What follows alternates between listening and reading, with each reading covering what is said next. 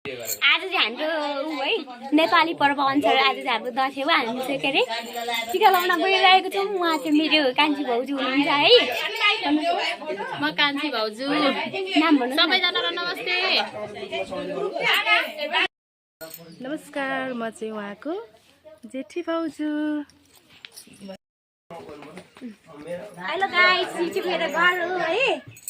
त्यसपछि हामी दसैँमा टिका लगाइसक्यौँ। अनि त्यसपछि मेरो त्यहाँनिर मिठोको हुनुहुन्छ भने मेरो कान्छी भाउजू हुनुहुन्छ कि अहिले म उहाँहरूलाई देखाउँछु। अनि उहाँ भर्खरै मैले भिडियो बनाएको छु नि त हाम्रो फ्यामिली भ्लग। अब म तपाईँहरूलाई त्यसपछि सबै फ्यामिलीहरू पनि देखाउँछु ल। आज दसैँ हाम्रो दसैँ कस्तो कतिको साँच्चीकै रमाइलो भयो भएन भन्ने कुरा। अनि त्यसपछि साथसाथै आज टिकामा म कस्तो देखाउँछु भन्ने कुरा सबैलाई म तपाईँहरूलाई देखाउनु गइरहेको छु। मेरो बच्चाहरू पनि सबै मेरो बच्चा मतलब मेरै बच्चा त होइन, म्यारिड होइन है। अनि त्यसपछि के भन्छ भने यो चाहिँ मेरो भाइ हो। हेलो भन्। हेलो, यो चाहिँ मेरो भाइ है, जेठो। अनि भन्छ तेरो नाम के भन्दैन? अनि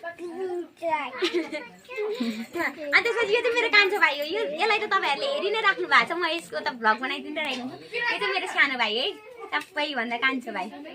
सबैले लाइफमा देखिसक्नु भएको छ यसलाई त। यो चाहिँ मेरो क्युट, तपाईँहरूले क्युट भन्नुहुन्छ नि, राम्रो यही हो है। त चाहिँ गरिदिनु, बन्द गरिदिनु।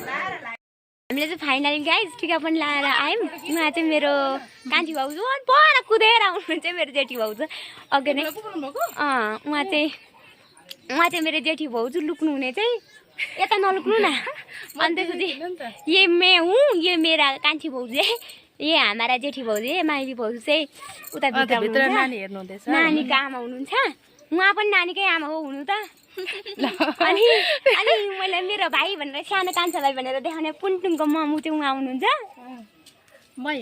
त सानो नानी चाहिँ मेरो दिदीको छोरी है।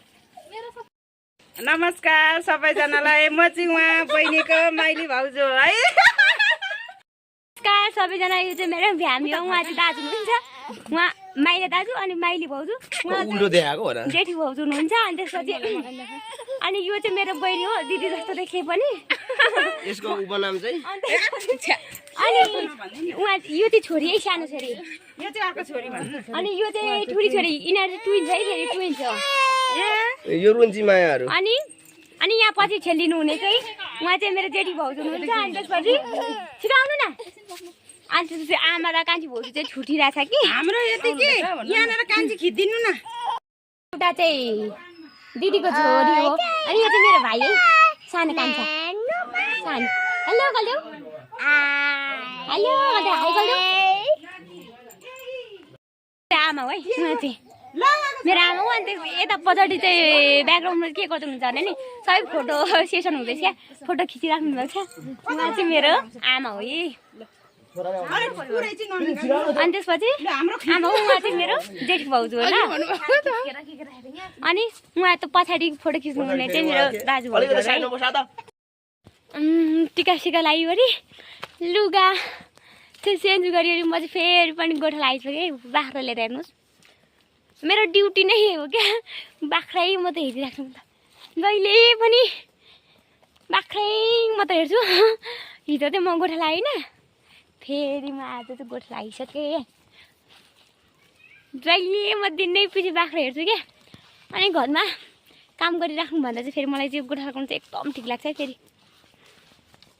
तर बाख्राले अलिक धेरै दुःख दिन्छ र मात्र, नभए चाहिँ मलाई चाहिँ बाख्रा चाहिँ एकदम ठिक लाग्छ। गाई हेर्नुहोस्, बाख्रा कतिवटा छ जम्मा।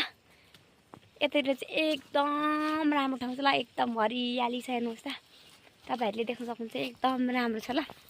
हेर्नुहोस् घाँस नुहाएर पुरै बाख्रालाई दिँदैछु। यो चाहिँ बाख्राले खाँदैछ ल। चाहिँ मैले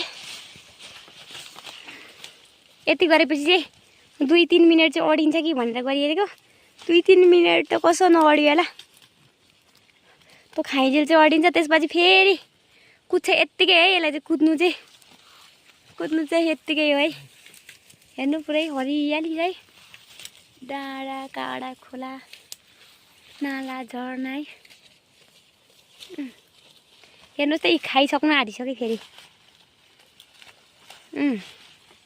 यिनीहरूले एकैछिनमा खाइसक्नु रहेछ हेर्नु त। एकछिन फुकाएको कि हिजो चाहिँ फुकाइएन अनि अब मैले चाहिँ बाख्रा घर लगाएँ बाख्रा लाग्दा चाहिँ घर लागेको अब चाहिँ बेलुकी पनि भयो 5:30 जति भयो अब घर लगेको मैले बेलुकी चाहिँ खुब चढ्नुको थियो क्या बाख्रा हेर्नु न बेलुकी चाहिँ चढ्नुको थियो अन्त फेरि अघिसम्म चाहिँ कस्तो दुःख देखेको छ नि नसेर टोकेर त मलाई यस्तो साह्रो मसिले नि